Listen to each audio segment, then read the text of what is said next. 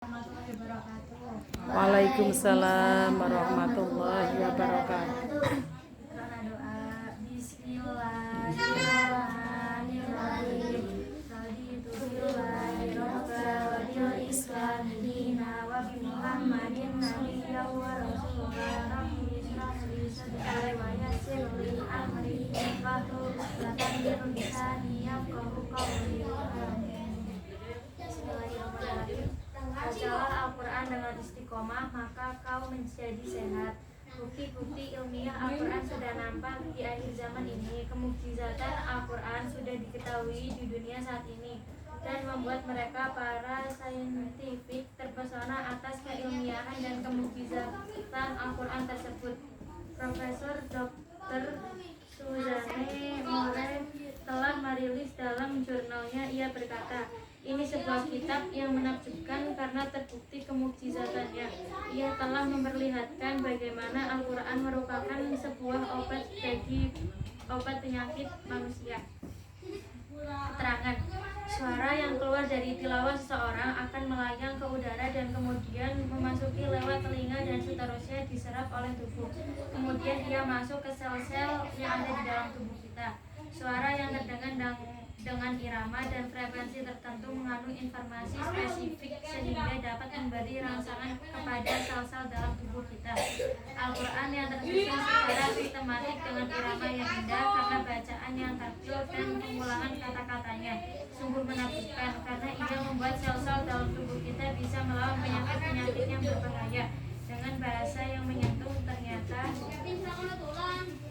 mengandung informasi spesifik pada setiap ayat-ayatnya. Dengan informasi yang spesifik ini bisa membuat sel-sel yang sakit menjadi sembuh. Sel-sel kanker pun bunuh diri. Hasil penelitian terkini seperti yang diungkapkan oleh Profesor Dr. Abraham Nicole bahwa sel-sel darah merah yang telah dibacakan ayat Al-Quran dengan bacaan tartil, artinya bacaan yang indah dengan memakai kaidah tahsin tajwid, ia memperlihatkan respon tertentu sehingga sel-sel kanker pun bunuh diri. Bahkan virus autoimun pun lenyap, terbukti pada hasil penelitian Profesor Dr. Victor Iran USA. Keterangan, penelitian lainnya membuktikan bahwa sel-sel kanker ganas menjadi normal kembali dengan bacaan ayat-ayat Al-Quran. Di samping itu, penelitian memperlihatkan bahwa media yang paling baik untuk informasi Al-Quran adalah air putih, madu, minyak zaitun, air zam-zam, dan makanan alami yang sangat banyak ragamnya di dunia ini. Ia bisa menjadi media informasi global energi dari sebuah bacaan Al-Quran. Manfaat membaca Al-Quran bagi kesehatan, menangkal berbagai macam penyakit. Menurut sebuah survei yang dilakukan oleh Dr. Al-Qadwi di Klinik Besar Florida, Amerika Serikat, berhasil membuktikan bahwa hanya dengan mendengarkan ayat suci Al-Quran, baik mereka yang mengerti bahasa Arab atau tidak, ternyata memberikan perubahan fisiologis yang sangat besar, termasuk salah satunya dapat menangkal berbagai macam penyakit. Hal tersebut dikuatkan lagi oleh penemuan Muhammad Salim yang dipublikasikan Universitas Boston. Mengapa di dalam Islam ketika kita mengaji disarankan untuk bersuara minimal untuk diri sendiri alias terdengar oleh telinga kita? Setiap sel di dalam tubuh kita bergetar di dalam sebuah sistem yang seksama dan perubahan sekecil apapun dalam getaran ini akan menimbulkan potensi penyakit di berbagai bagian tubuh. Sel-sel yang rusak ini harus diketarkan kembali untuk mengembalikan keseimbangannya. Hal tersebut artinya harus dengan suara, maka muncullah terapi suara yang ditemukan oleh Dr. Alfred Tomati, seorang dokter di Perancis. Keterangan, sementara Dr. Al-Qadi menemukan bahwa membaca Al-Quran dengan bersuara memberikan pengaruh yang luar biasa terhadap sel-sel otak untuk mengembalikan keseimbangannya. Penelitian berikut membuktikan sel kanker dapat hancur dengan menggunakan frekuensi suara saja. Manfaat membaca Al-Quran bagi kesehatan, membaca Al-Quran memiliki dampak hebat dalam proses penyembuhan penyakit sekaliber kanker.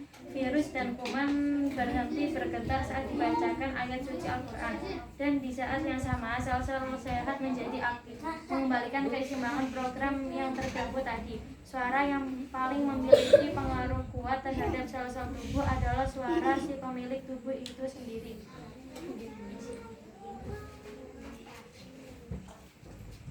Keterangan, Mengapa sholat berjamaah lebih dianjurkan? Karena ada doa yang dilanturkan dengan keras sehingga terdengar oleh telinga, dan ini bisa mengembalikan sistem yang seharian rusak. Mengapa di dalam Islam mendengarkan lagu dan musik hingar-bingar yang bisa melainkan Allah diharamkan? Karena survei membuktikan bahwa getaran suara hingar-bingar membuat tubuh kita tidak seimbang. Kesimpulannya, bacalah Al-Quran di pagi dan malam hari sebelum tidur untuk mengembalikan sistem tubuh kembali normal. Tinggalkan mendengarkan musik hingar-bingar, ganti saja dengan murotal yang jelas-jelas memberikan efek penyembuhan.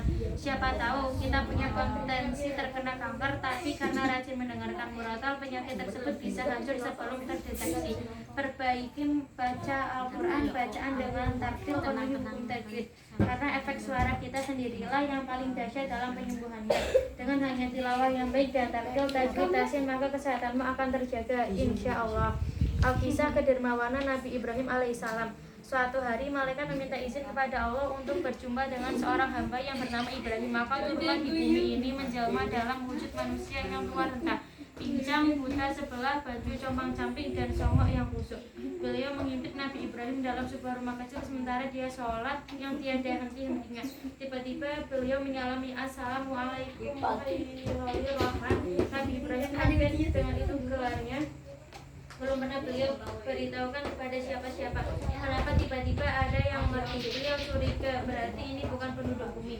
Jibril alaihissalam bertanya, "Wahai Ibrahim, sudahkah engkau bersedekah kepadaku? Karena aku ini orang musafir berongkos perjalanan."